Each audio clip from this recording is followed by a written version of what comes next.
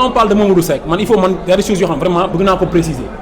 ñun on n'a jamais dit que Mamadou Seck ne s'est pas évadé du moins on l'a jamais dit on a juste dit comment et je pense qu'on a le droit en tant que Sénégalais citoyen comme tout autre citoyen de savoir comment il s'est évadé parce qu'il a été arrêté tamit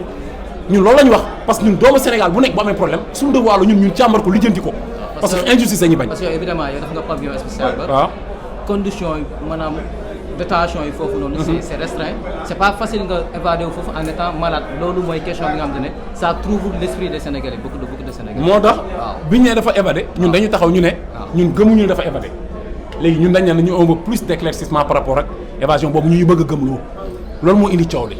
léegi nag bi François Bocandé du moins François Bocandé bi Bocandé le truc le DG de l'administration pénitentiaire génnee def conférence de presse balaa muy bluff Sénégalais yi ñun ñu ñëw taxaw waxoon nañu leeral quoi qu'il parle avec nous sincèrement qu'est-ce qui s'est passé en réalité loolu kese la loolu moo indi problème bi vu que gis nañu comme ce qui s'est passé gis ngeen ko ak François Mancabou dañ ko jëlee këram dara jotu ko yóbbu ko dóor ko dee na après ñu taxaw naan dafa mbëkk miir parce que ñoom dañu yàgg a fenn léegi nag comme dañu yàgg a fen nag moo tax seen i wax dañ koy xoolaat dañu bëgg mu gën a leer ñun loolu kese la. li ngeen jàpp Mamadou Seck. non Mamadou Seck moom jàmbaar man damaa gëm ni moom ñoom ñoo ko bàyyi mu génn man loolu laa gëm mën naa juum nag mais damaa gëm parce que man nekk naa pavillon spécial feebar nekk naa fa tëdd naa fa un mois et quelque 1 mois 15 jours presque 2 mois ma nekk naa pavillon spécial donc kon Mamadou Seck bu ñu ko bàyyee bu génnee foofu noonu ak maladie bi ñu wax ni moo ko dal kon dañ ko jàppale mu génn foofu loolu lañ wax ñu ne kon ñoom nañ ñu wax bu fekkee ni administration pénitentiaire amuñu matuwaay ak jumtukaay buy tax ba doomu Sénégal bu ñu téye bu feebar ñu teg ko foofu mënuñu def kaaraangeem ba aar ko wala ñu téye ko ba muy gën di dem loolu kon y a problème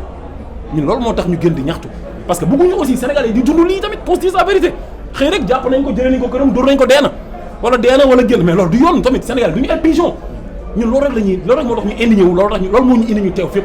loolu kese la du leneen. aussi vague d'indignation bi boo xoolee yéen activistes yi nekk ci jiite. ak quelques sénégalais yi nekk ci réseaux sociaux yi. mais politiciens yi ñoom ñu ngi seen campagne ba léegi. dégguñu benn leader boo xam te ne peut-être taxaw na.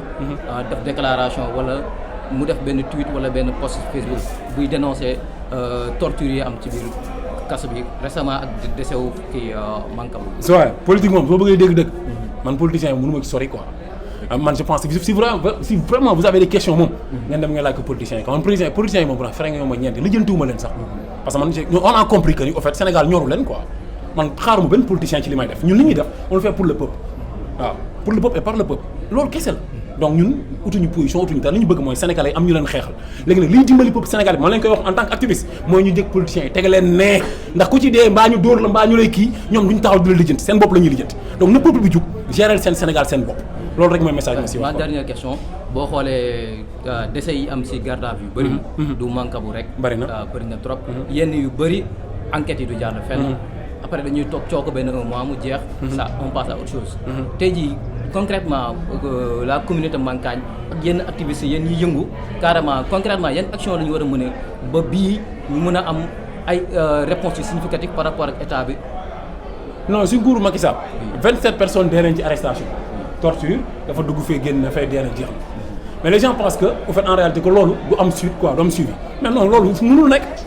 ñun ñu ngi fii te insha allahu rabbi dina am suivi peut-être xëy na concrètement non c'est-à-dire attends c'est-à-dire xam nga peut-être ñoom ils peuvent le faire moment bi ñu nekkee ci pouvoir bi jàpp ni pouvoir bi du jeex mais jeex na ba pare te insha allahu rabbi justice day am te dañ siy taxaw te képp koo xam ne laal nga ci doomu Sénégal lu mu gën a ndaw dinañ ko lijjanti insha allah c'est très simple dama ku dem nga dem laaj Blaise Compaoré.